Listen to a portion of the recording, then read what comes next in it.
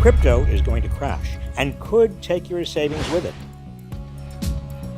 In June 2022, Bitcoin dropped over 30% to its lowest value since December 2020, and Ethereum, the second most valuable cryptocurrency, fell about 35%. Terra USD, a so-called stable coin, also collapsed when its underlying cryptocurrency, Luna, lost 97% of its value in just 24 hours, apparently destroying some investors' life savings.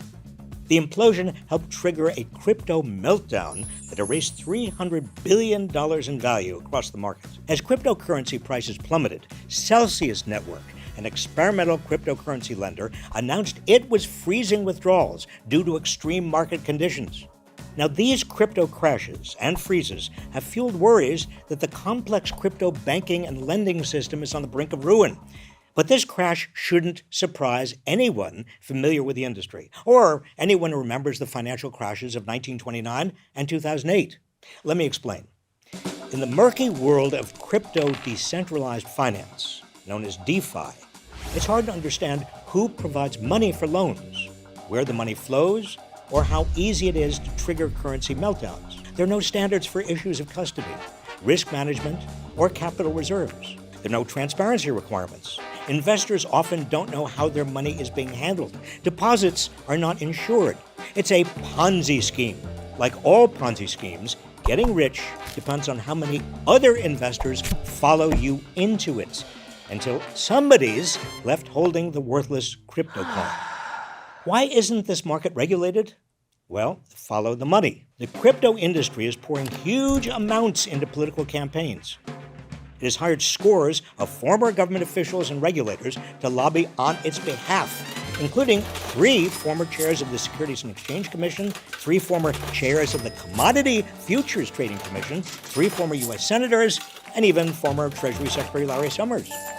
In the past, cryptocurrencies kept rising by attracting new investors and big Wall Street money, along with celebrity endorsements. What do you think? Are you in? You know what? I'm in. But all Ponzi schemes topple eventually, just like the Wild West finances of the 1920s.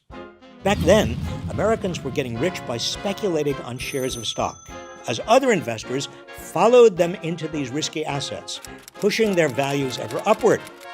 When the toppling occurred in 1929, it plunged the nation and the world into the Great Depression. That crash resulted in the Glass-Steagall Act, signed into law by Franklin D. Roosevelt in 1933. Glass-Steagall separated commercial banking from investment banking, putting an end to the giant Ponzi scheme that had overtaken the American economy and led to the Great Crash of 1929.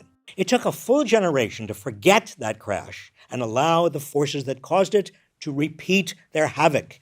By the mid-1980s, as the stock market soared, speculators noticed they could make even more money if they gambled with other people's money, as speculators did in the 1920s. They pushed Congress to deregulate Wall Street, arguing that the United States financial sector would otherwise lose its competitive standing internationally. The final blow was in 1999, when the Clinton administration succumbed to intensive lobbying and ditched what remained of Glass-Steagall.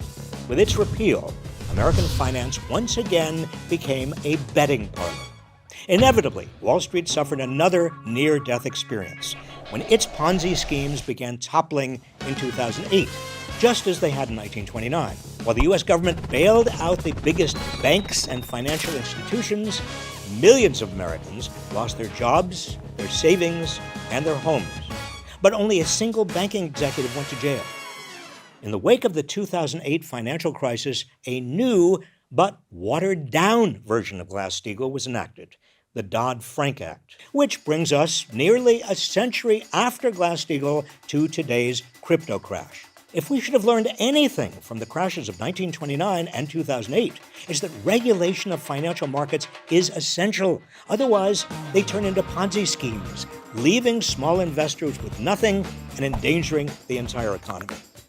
It's time for the Biden administration and Congress to end the crypto Ponzi scheme.